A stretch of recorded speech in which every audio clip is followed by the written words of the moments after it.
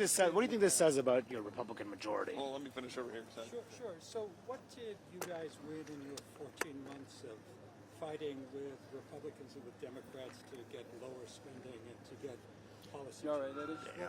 What can you look to as a victory? Yeah, well, first of all, we demonstrated last year that if you go through the process, you can get bills done, get them sent over to the Senate, force the conversation to get processed back, have amendments, process amendments, demonstrate you can get policy wins. We did all that. Demonstrate what you can do if you unite as a conference. But you also now see the other side. When the uniparty bands together and they come and say over the last 4 or 5 months, you're going to get bills, which is what we see right now, which is vastly more Democrat votes than Republican votes, because of the, quote, fear of shutdown and because the power of the defense world, right? Everybody in this town is wired to say, well, but defense, right? But the troop pay raise, but, you know, we got to keep warrantless searches of FISA, whatever it is, more money for Ukraine. All of that is what's driving the decision-making in this town. Meanwhile, I had a woman in my office yesterday, a constituent, who had malpractice committed against her in the DOD and by their physicians. She can no longer bear children. She's trying to get any kind of compensation, and we're talking about sending, what, $60 billion more to Ukraine on top of the $113 billion we've already sent. Like, that's the kind of stuff the American people are sick of. This bill doesn't change any of that. It's a capitulation. The work we did last year was good work. We should have finished the job. This bill is a complete and total failure. I got a prominent individual that follows all the border stuff just texted me and said it was, quote, an effing surrender on the border. Because it is. We get nothing. Literally nothing changes on the border. And I'm being told, Joe, trust me, we'll do it on the supplemental. I mean, how many times do we get promised, we'll do it next time, right? It's like what the old Cubs fans, I guess they finally did win the World Series, but right, let's say, we'll do it next year, you know? Well, Yeah. what does this episode say about the Republican majority? Well, I mean, we've kept the spending issue on effectively our side of the field, kept spending on non-defense flat. We were able to get money out of the COVID spending that was still left over there in the slush fund. We were able to stop some of that. We were able to move money out of the IRS expansion. We were able to fight to get some policy wins, like defunding UNRWA. There are policy wins in there. I'm not going to, discard the things that we got. We fought for those things, kept it effectively on sort of our side of the field. But at the end of the day, the American people are sick of what we're seeing with open borders. They're sick of seeing, Republicans just do more of the same. And again, this is just the uniparty doing what it does. But again, we're going to get back on our horse and keep trying to change this town. I think we learned a lot last year. We've got a lot we need to do between now and the next Congress to get it right. And you won't support any Republican who votes for this? I would have a very difficult time doing that.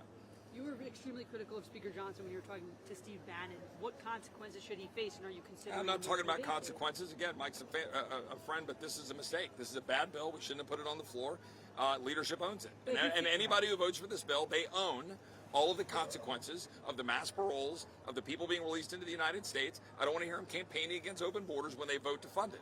They should not vote to fund that today. But if you think he's responsible, then what consequences should he face? Well, we work through all of that over time. But I mean, right now we're trying to do what we need to do to expose to the American people what's in a bill when we have 24 hours to see it. People say, well, Chip, why do you come out so hot on it? Well, I got 24 hours for us and the American people to actually know what's in a bill before we have to vote on it, on a 1,000-page bill that's $1.2 trillion. That's what we set out to change in this town. Last year we were changing it. I'd say credit to Kevin McCarthy. We were moving the needle in the right direction. And unfortunately, here we are, back to the same old, same old. 24 hours to review a massive bill. If you have something you can use to force the speaker to do what you want, why not use it? The motion to vacate. Well, we all have to sit down and decide what's in the best interest of the country, what's in the best interest of the party. This bill is baked. Okay, so we got to decide after this bill, what are we going to do next? But I don't want to hear any nonsense about supplementals and what we're going to do or not do and any promises, because what we're seeing right now is unfolding for the American people is this bill in real time is a failure. So we're going to have to figure out what to do about it. Again, my job right now is to say Republicans should reject it. It takes 2/3 to pass a bill that's been put up on suspension of the rules. Republicans should reject this bill. Do you have faith in the speaker? Again, Mike's a friend. I just disagree vehemently with this bill, and he knows it. We've talked about it. Once whatever happens this week happens, we got to get busy figuring out what's next. But this bill is a failure, and Republicans should reject it. He's talking about a supplemental that includes a loan to Ukraine. Would you be okay with that? A loan is dollars by another name. I mean, look, the people that I represent, they want us to deal with the border, and you say, well, we're going to go deal with Ukraine, but we're not going to deal with the border. We literally just gave more money to process more people faster. That's what we just did. And we say, oh, we have more ice beds. The ice beds aren't being used. Like literally, they're not being used. Oh, Chip, we raised them from 34,000 to 42,000. Well, under Trump, we had 57,000 beds being used because we had an ICE under Tom Homan that was actually enforcing the law. But meanwhile, Laken Riley's dead by somebody who was released by mass parole. And Republicans are going to fund that. I just want to be very clear. Any Republican that votes for this bill is voting for the parole, the mass releases under parole that led to the death of Laken Riley. That's it. How would shutting down the government make the situation better or worse right now? Well, it's not about shutting down the government. It's about making a choice about how you're going to use those dollars. We had a continuing resolution we could have put in place that would have triggered the caps that were passed on a bipartisan basis. We didn't do that. We should have. We could have funded government fully, and it would have triggered the caps that were passed on a bipartisan basis. Why didn't we do that? Well, because we were afraid of shutdown.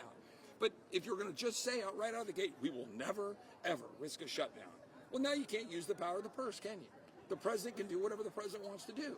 And that should scare everybody. When all you guys are running around saying, Trump, tyrant in the White House, right? And if he gets elected in November, they say, well, what is Congress going to do to check President Trump? Well, when I was in the House and he was in the White House, I did some things to check the president. I introduced the Article 1 Act with Mike Lee to say that we should take power away from the president. Because I actually think we should stand up and defend Article 1 from Article 2 tyranny. And if we're going to run around afraid of shutdown, you're never going to do it. Some of this come down to just getting more enough